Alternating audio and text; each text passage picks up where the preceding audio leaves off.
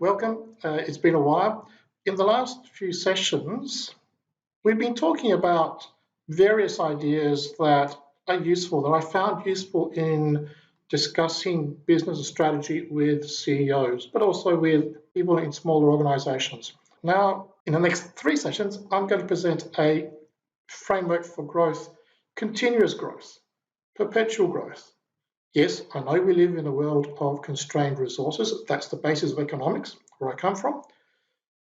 But through this approach, we can learn to be very effective with the resources that we have, create new resources, and in particular, deploy them in a manner that is meaningful to the market, is respectful of the planet, and generates ongoing value for the market and the organization. As I said, 3 elements. So we're going to be talking about this listen, create, orchestrate approach.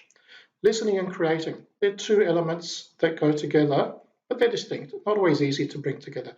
Listening is about discovery. Creation is about deployment. Listening is about observation. Creation is about bringing to fruition a finished product or a service in an innovative way. They don't always go together nicely and easily. If you can do them both, we say you can be ambidextrous. And orchestration is about the leadership that brings them together and allows the whole process to be renewed on an ongoing basis with the right culture in the organization. Again, you can deploy this approach for the business as the leadership style you introduce and as an employee contributing to the stakeholder group. But today, listening, discovery. Most important, and it's probably not so obvious in a business context, here I'm saying we need humility. With discovery, it's about doing something, exploring the environment with an open mind. Now imagine telling a new parent or grandparent that their baby is ugly. Very difficult, but maybe. So why do I say an open mind? First of all, when exploring new territory, you don't know what to expect. So you need to be open to finding things that are unusual, that are outside of your thinking patterns. That's why I say it's important to notice your own biases and your own emotional commitments and to realize that there exist many realities. Sure, a rock is a rock, but people's experience of events and of even physical objects will differ from their perspective. So we need to understand that subjectivity is very important. Why humility? Again, because you might not like what you hear. Maybe your product, your innovation is not really interesting to the marketplace. Nobody wants it. You need to start again. Perhaps your baby is ugly. Talking about product or service. Human babies are never ugly. They're beautiful. Remember, open mind, humility. If you're not listening to your customers, you're not satisfying them, you don't have any sales, and you don't have a business. Aha, what's this? Well, here we have the famous Richard Dawkins talking about science and whether science is objective, subjective. And there was some controversy about a tweet that he posted. And here he's saying in the follow-up tweet, sure, the way we discover truths might be subjective, and the way we experience the whole process can be subjective. It will depend on people's perspectives. So even the realist, positivist approach to science acknowledges that there can be different approaches to it. So now let's start to create a matrix, put a framework around this. An insight discovery matrix, and here we're looking at unfulfilled wants. 2 dimensions to keep it nice and easy. Does the firm know what these unfulfilled wants versus do the customers know? That might seem strange, but let's keep it there for a moment. And yes or no? Yes, we know. No, we don't know. Let's start from the bottom left-hand corner, and we'll go into each of these in a bit more detail. The customers know, but we don't as a firm. So that's a straight listening. We as the firm, we as an organization, need to listen and absorb what the wants are that are not fulfilled. Now, maybe everyone does know. The customers do know, and we know. That's kind of straightforward, maybe. There's a knowing doing activity. We know we should do it. Perhaps we, the firm, the suppliers know, but the customers don't. That might seem strange, but there are cases of that. So the task there is a learning one, that the firm should, or the organisation should educate the potential market. And then finally, the other option is nobody knows. Not the customers, not us. That's really white space. That's completely open-ended. We don't know what the future is and what the unknown unknowns. Let's go into a bit of detail, starting with the knowing doing quadrant.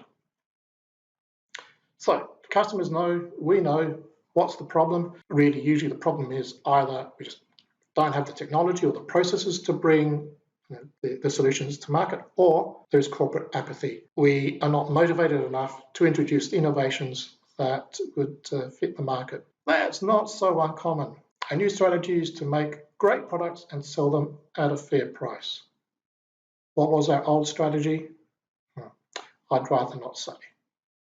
There are many instances where it should be pretty obvious what we could do, but it just doesn't happen. Next option, the listening. The customers know, but we don't. Now, that's something that often we find in the creation of startups. So the entrepreneur can be a frustrated customer of existing firms, doesn't find what they want, or they might be in large established companies and they see the opportunities, but the bureaucracy won't allow it to be pursued. So they go out and start creating the products themselves. There are different ways, even in these academic strategy literature, to look at this. Von Hippel gives us the lead user approach. Michael Porter, in his famous cluster model, the diamond model, uses sophisticated demand or customers as an important driver. And Yves Dawes and others mentioned strategic agility and the metanational as a way of thinking and bringing knowledge from everywhere to where it's useful. How can we take this discovery path? Go to the frontier, look at particularly sensitive or sophisticated customers, detect weak signals, early signals in the marketplace or society, but to do that we need sophisticated and good sensing mechanisms, a good radar mechanism for the marketplace. Now, for example, complaints. How quickly do you resolve customer complaints? If one person is complaining, perhaps they're a reflection of a deeper problem.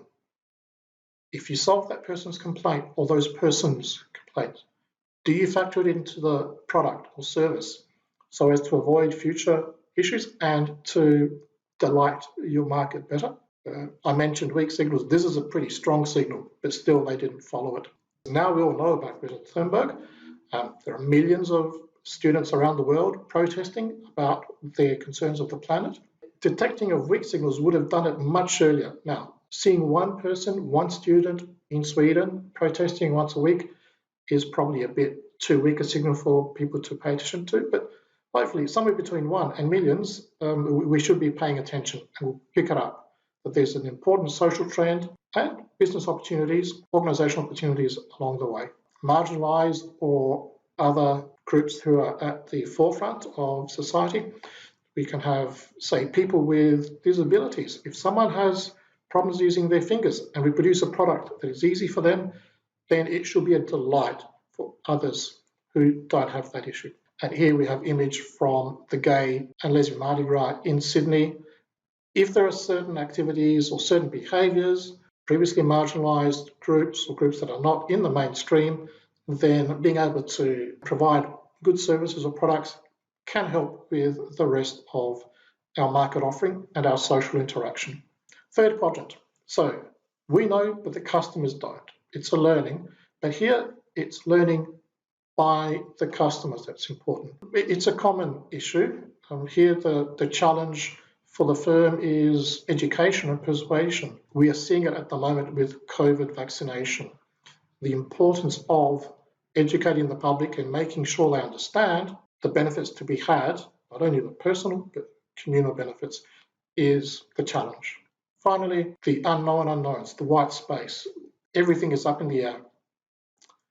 This is the situation where everything is fluid, technology is fluid. New technology are those that open up new frontiers.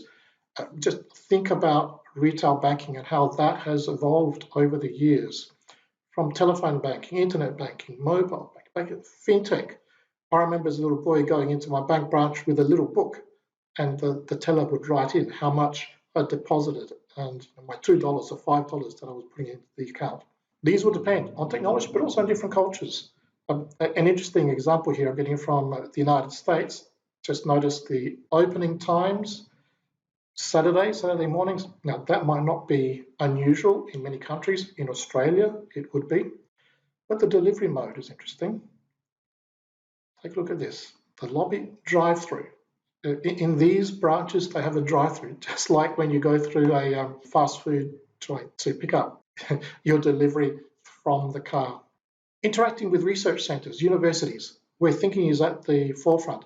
This is an image of the interim board of a research centre that I'm on. It is going to deal with longevity. What's particularly interesting here, cooperative research centres, we have about 7 or 8 universities and about 70 private sector partners and government partners. So here there is good interaction between the research world and industry, government, and the social world, social sector.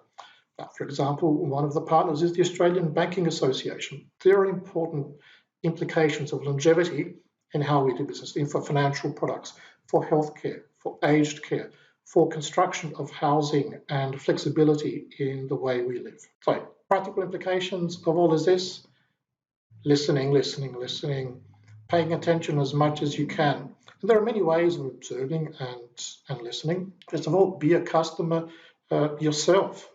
Experience the product. I was on the board of an aged care organisation when we were considering about having meetings in the residences, and I suggested, and let's make sure we eat the same food we serve the people we care for. Different ways of observing. It's good to have radars of all types to pick up weak signals or signals from people at the forefront.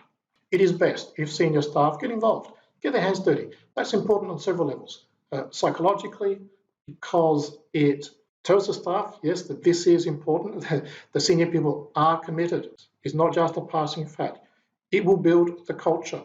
And then it's easier for senior staff to absorb the lessons rather than having to accept, maybe with skepticism, what a consultant or someone else is telling you. In the next step, we will talk about creation, innovation in this 3-stage listen, create, orchestrate system.